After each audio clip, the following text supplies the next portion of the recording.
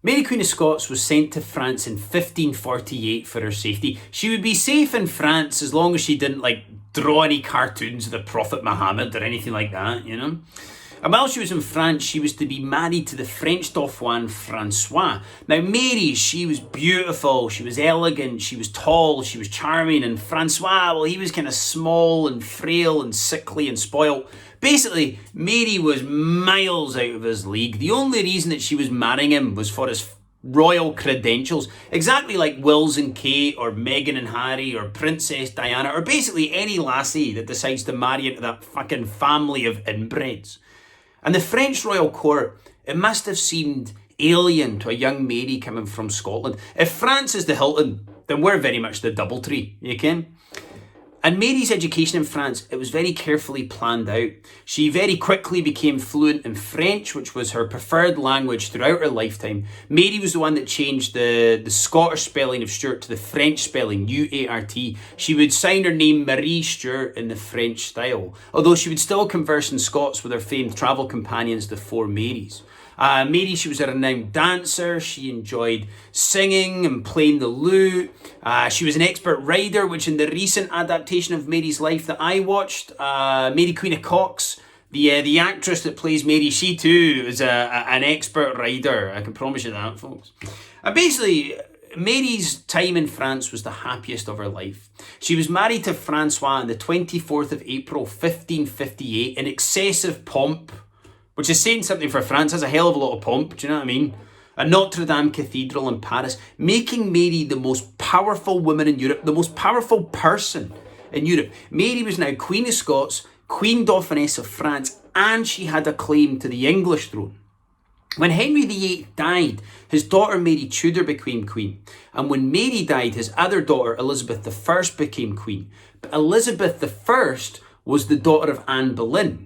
And the Catholic Church, the papacy, they didn't recognise Henry VIII's first divorce to his first wife, Catherine of Aragon, which means in the eyes of Catholic Europe, Elizabeth I was illegitimate. And the heir presumptive Mary, she was the rightful queen of England. Now, of course, Mary was part of the most cursed royal dynasty in history, the Stuarts. So inevitably, everything was about to go tits up for her. It started with the death of the King of France, Henri II, in July 1559. Henri II died of wounds sustained in a jousting tournament. He died after a big jab, like a COVID vaccine side effect, you know? He died of wounds that were sustained in hand-to-hand combat. We currently in this country have a leader who's most likely to die, if not of COVID, of freezing to death in the fucking fridge that he's hiding in. And so this meant that Francois was now King of France and Mary was Queen. But their reign only lasted 17 months before Francois died of an ear infection that started in his ear and then spread to his brain like a Dominic Cummings virus. And then in the summer of 1560, Mary's mother, Marie de Guise, died in Edinburgh Castle, prompting Mary's return to Scotland in 1561. Now, while Mary had been in France, the country was being run by her mother, the Queen Regent Marie de Guise, who became incredibly popular thanks to her resistance to the English invasions, the English rough wooings, and her policy of religious toleration. After Henry VIII had died, his daughter, a Catholic queen, Mary Tudor, became queen, and she started a vicious counter-reformation in England. Hundreds of Protestant heretics were burned at the stake, whereas in Scotland, Marie de Guise, also a Catholic, she had a policy of religious toleration. She even offered asylum to Protestants fleeing England. I mean, Priti Patel would have fucking hated her, right? But this policy of toleration undoubtedly saved hundreds and hundreds of Scottish lives. But in the background, the Scottish Reformation was always bubbling away. Here in Scotland, we were always destined to be Protestants, folks. Do you know what I mean? Like, we're always going to choose grey misery over the top showiness any day of the week, you know?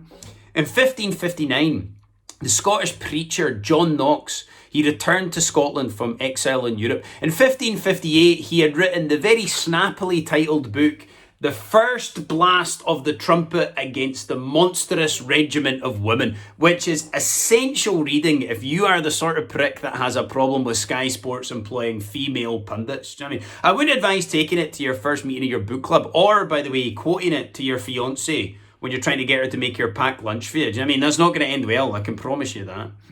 And so this didn't exactly enamour John Knox with the female rulers of Europe in the middle of the 16th century. And when he returned to Scotland in 1559, he preached a sermon on the 11th of May 1559 at St John's Church in Perth.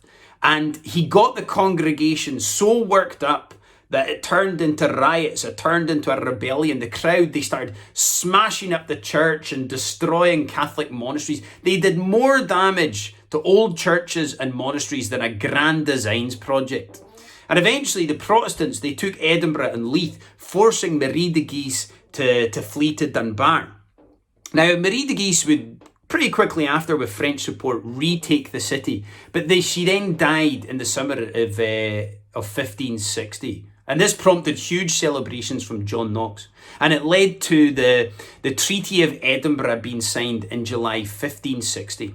Now, the Treaty of Edinburgh, it recognised the legitimacy of Elizabeth I.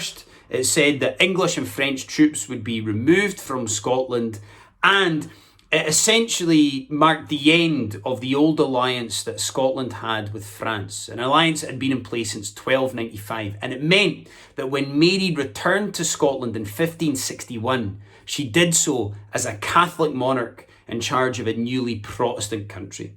And I'll tell you how that all went next time. Thank you so much for listening.